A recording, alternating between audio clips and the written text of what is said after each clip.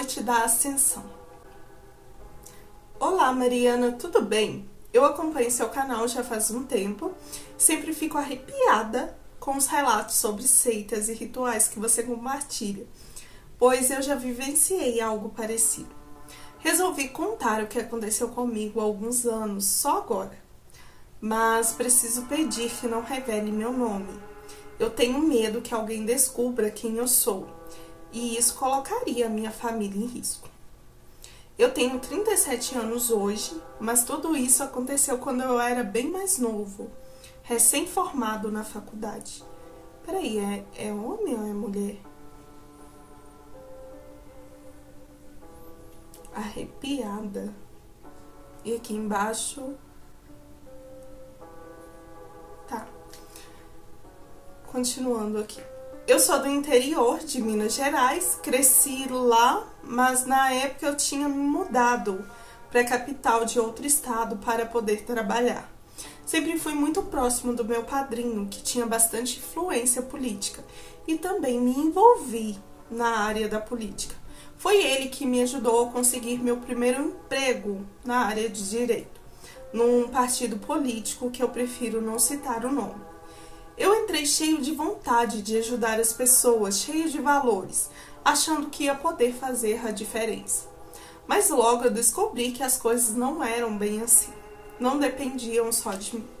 A primeira vez que eu percebi algo muito errado foi depois de uma campanha estratégica contra o crime organizado. Deu tudo certo e teve uma festa depois para comemorar. E para aquele tipo de festa... era convidado só gente importante, muito luxo, bebidas, tinha também muitas drogas e mulheres. No começo eu me sentia até deslumbrado, mas com o tempo eu comecei a achar aquilo um pouco nojento. Nessa noite em especial, meu padrinho me pediu para ficar até o fim, porque segundo ele eu poderia ser promovido se eu me comportasse bem e se as pessoas, algumas pessoas em especiais, gostassem de mim. Eu deveria ter ido embora na hora, mas a minha ambição falou mais alto e eu fiquei. Por volta de 3 da manhã, quando eu achava que tudo ia acabar, começaram a preparar algo diferente. Trouxeram um bode jovem, um filhote, e me entregaram um tipo de punhal que parecia ser até de vidro, e perguntaram se eu queria fazer parte de algo além, algo que eles falavam que era a ascensão. Foi aí que eu entendi que não era uma festa qualquer, parecia mais um ritual, e todos repetiam ali em voz alta: o sangue dos inocentes nos levam ao poder. E ficavam repetindo isso. O sangue dos inocentes nos levam ao poder. Me apontaram para o pescoço do animal e pediram que eu cortasse. Eu sabia exatamente o que eu ia fazer. Fiquei com dó, mas eu fiz, cortei. O bicho gritou e aquele som ecoou na minha cabeça por muito tempo. Eles pegaram meu sangue também e misturaram ao do bode. Fizeram também cortes nas próprias mãos, fecharam um círculo e começaram a falar palavras que eu preferia nunca ter ouvido. Segundo eles, aquele ritual era para unir todos a um só. Era tipo uma partilha de sangue. Eu dou graças a Deus até hoje que eu não peguei nenhuma doença nisso. No dia seguinte, assim que eu cheguei no trabalho, eu ganhei um cargo maior, aumento e um escritório novo. Tudo parecia ter valido a pena.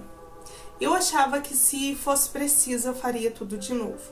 Mariana, eu não vou relatar muito aqui sobre tudo que essa seita fazia, porque, como eu disse, eu tenho medo. Mas eu queria deixar isso bem claro aqui, contar sobre o que acontece em volta do mundo quando as pessoas não veem. Os anos foram passando e eu fui participando dessas festas, chamadas também de ascensão. A cada evento, o nível de horror aumentava. Primeiro eram só animais, mas chegou um momento que passaram a trazer pessoas em algumas festas específicas onde só alguns convidados participavam. Um dia me levaram para uma fazenda afastada em outro estado. O acesso era bem difícil, escuro. Parecia que estávamos entrando até em outro mundo. Logo na entrada havia uma estátua de um demônio com as mãos levantadas, fazendo uns gestos de chifres. Gestos de chifres? Todos beijavam a mão daquela estátua e repetiam o gesto. Políticos conhecidos, gente famosa da TV, todos estavam lá. Foi quando eu percebi de vez que a política e a mídia eram muito mais ligadas do que a gente imaginava. Sem falar que tinham autoridades também. Naquela madrugada, os caminhões pretos chegaram. Eu pensei que era tipo segurança, mas eram traficantes trazendo pessoas encapuzadas. Não eram criminosos, eram inocentes, que seriam sacrificados ali.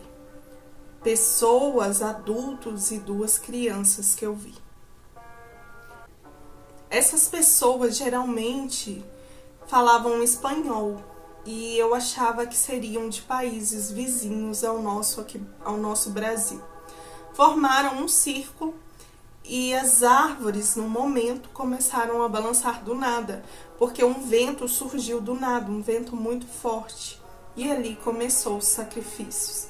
E depois disso, parecia que todo mundo estava possuído.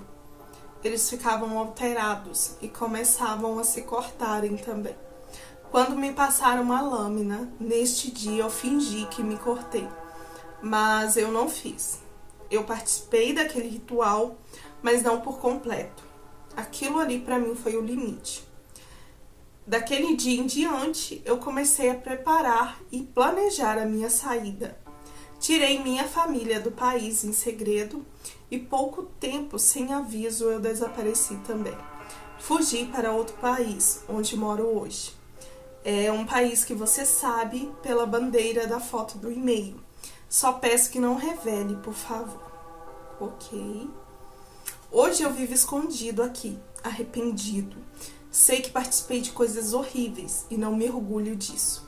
Vejo nos noticiários casos de desaparecimento que nunca são solucionados. E sei que muitos deles não têm nada a ver com tráfico de drogas, com acerto de contas, como dizem. São pessoas levadas para esse tipo de rituais. As autoridades sabem e fingem que não veem, pois elas também fazem parte, políticos e celebridades também. Eu escrevo isso como forma de alerta, apesar do medo. E se eu puder deixar um conselho aqui, eu deixo que nunca confiem nem na sua própria sombra. Nosso país não é tão diferente do que se fala por aí. Justiça e tranquilidade não são para todos. Obrigada, Mariana, e que a minha história sirva de aviso para alguém. Eu peço desculpas pelos erros e eu resumi muito mesmo, pois fiquei com medo de relatar tudo aqui. Se eu relatasse também, você ficaria aqui umas 3 horas ou mais lendo esse relato sem parar. Fica com Deus e se cuida, e beijo do país, tá? Termina aqui, um beijo aí pra você, muito obrigada. Nossa, e na hora que você falou aqui de fazenda, que você foi levado pra uma fazenda, cadê aqui, ó? Uma fazenda afastada, né? Cadê?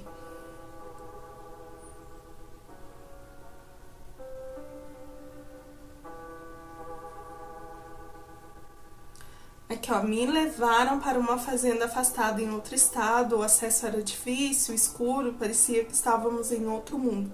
Me fez lembrar do Curral de Homens, gente, eu até pensei, pronto, será que é uma versão do relato Curral de Homens, né? Talvez, pode ser, né, já que ele não relatou muita coisa aqui, né, ele contou meio que por alto. E geralmente, gente, os relatos de seitas são assim mesmo. como se fosse uma espécie de aviso ali para as pessoas, porque assim é algo muito perigoso. Mas assim, gente, seitas, sai fora. Quando alguém chamar vocês para participarem de algo assim meio duvidoso, cuidado. Cuidado, coisas que dão dinheiro muito rápido, porque entrar, pelo que eu já entendi nesses relatos, entrar é fácil. O problema é sair. As pessoas vivem com medo, perdem ali a liberdade, né? Este aqui, por exemplo, ele foi para outro país com a família, né? E o que ele falou realmente aqui é verdade, né? A tranquilidade, né? E acho que a proteção seria melhor a palavra para ele ter usado. Não é para todos. Quando a gente fala em seitas, a gente vê desde políticos, polícias, autoridades, pessoas, chefões mesmo de estados do país, todos envolvidos, né? A gente não tem nome, mas a maioria é. A maioria é. Eu confesso para vocês que eu tenho um pouquinho de receio, um pouquinho de medo quando o assunto é sobre seitas.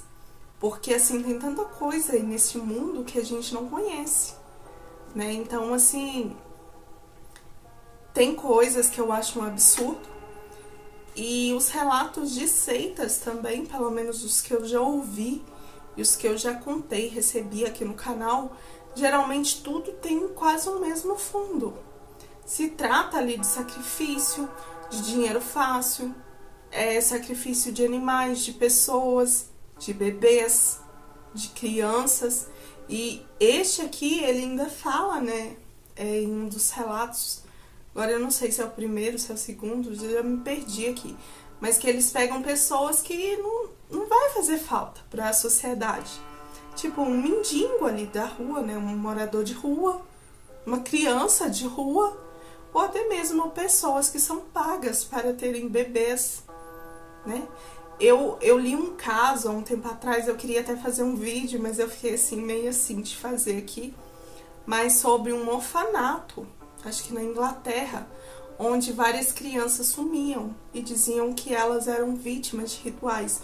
Então, assim, eu acho que até orfanatos, né, eu acredito que deve ter alguma coisa assim.